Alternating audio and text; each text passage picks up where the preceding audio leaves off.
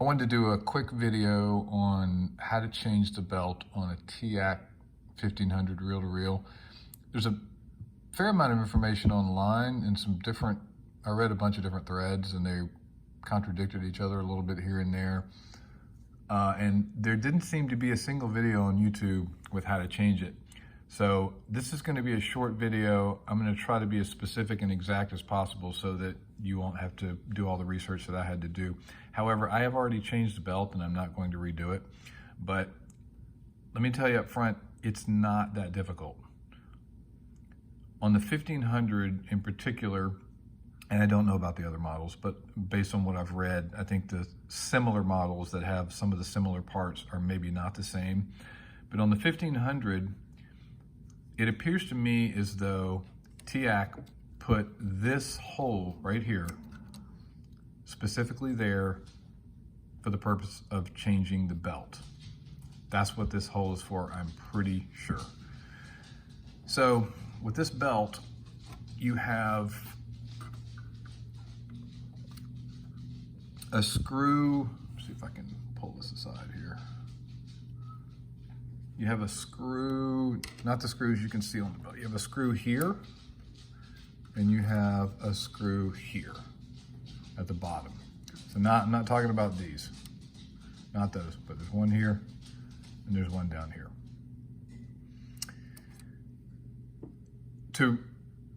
I ended up removing 3 screws to change my belt, but what I'm about to tell you is that I believe you only have to remove 1 screw to change the entire drive belt on the front. So what that 1 screw would be the top screw here, I believe, and then you take this part right here, this little bracket, and you push it down out of the way. So this holds it in place down here. You may have to loosen that a hair to push it aside, but maybe not. So the screw you can't see behind these wires right here, Phillips head, take it out, push this down. I suppose you could remove the bottom one and push that up, but it seems like this would be the easiest way, maybe.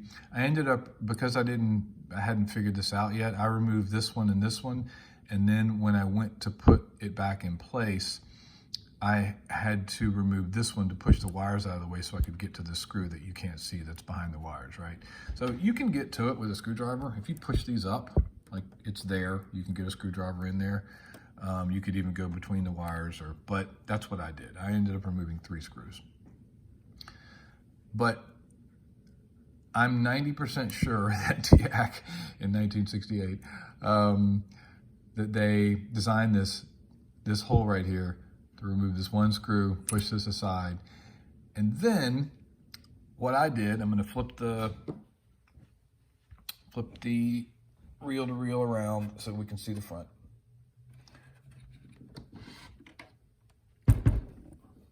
There's no graceful way to do this. It's 42 pounds. And by the way, I have the service manual and I have the owner's manual. Unless I missed something, neither of them tell you how to change the belt in the service manual or so not sure why, but you would think that would be like one of the main things they would tell you, but no. So ordered a new belt on eBay. As far as I know, I haven't tested this unit yet. I wanted to do this video before I put it back together. Which, by the way, again, all I had to do was really take the face off and take the back off. The changing of this main belt right here is not that big a deal, and that's why I wanted to do this video, because all the threads I read online talked about how you had to remove the whole head assembly and all these screws right here in the bracket and all this stuff. I didn't do any of that. 1 screw is all you really need to remove. Maybe 3 tops. But so what I did was I hooked it here first, and then I pushed the belt through here, and then so you've got that view, right? Drive belt's right here. Pushed it through the back of this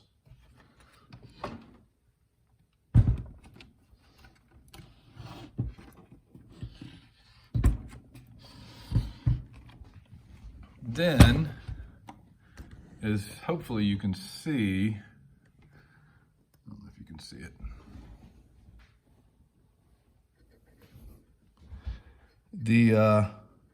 The wood, you can see there it is. See the wood stick?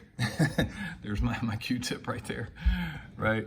So what this does is when you push this aside, there's a gap there, and it allows you to get the belt around the main drive there, right? So you get it, so pushed it through from this side, and then I used one of these Q-tip sticks to push the belt through, and then just wrapped it around and lined it up. If I had had this video to do this, I probably could have done the whole, like now I could probably do the whole operation in maybe 15 minutes, including taking the front and the back off, now that I know how to do it. Just side note, this is the old belt. I don't know if any of you have experienced this. These are pieces of the old belt. It's kind of funny. Some of them were heated and sort of glued to the chassis, and so I sort of like cleaned them off with alcohol. But it's very, very old, which actually is potentially good news, because I did get all the parts out. I flipped it around and shook it, and I lost a washer. So I ended up like turning it over on its side and its back and all that, and more pieces of the belt fell out. So I would recommend that you do that, because if that gets caught in the wrong place, that can actually, from what I understand, that can ruin, if you get that belt stuck in the wrong place, it can ruin your unit. So if you have that chunky thing that I just showed you, I would recommend that you take the time and the hassle, if you're not going to disassemble it, to turn it on its side, carefully, turn it on its back, and do all those things where you can get all the parts of the belt out from the unit, so it's not going to glue itself to anything else. And then also, as recommended, I cleaned this with alcohol very carefully, and cleaned the inside of this with alcohol very carefully, because apparently any debris from the belt or dirt or anything can cause some speed and alignment issues. Just so clean that. All the other normal stuff, cleaning the heads and all that. So when this unit gets back together and it is, if it's functioning properly, also mine came with this, my unit, it came with some original parts, including, by the way, so happy it came with this, a brand new in the bag. Yes, brand new tire. So that was super cool. This unit seems to be in pretty good shape. I'm optimistic that everything is gonna work. It may not have a ton of hours on it based on what I'm seeing with the heads and all. It was a Goodwill find. But mine came with a counter belt. That was also pretty easy to change. I went ahead and changed that out. The other one was functioning, but it was pretty stretched out. So while I was in here, I went ahead and used the original one in plastic that came with the unit from 1968 with Japanese writing on the box. It was kind of cool.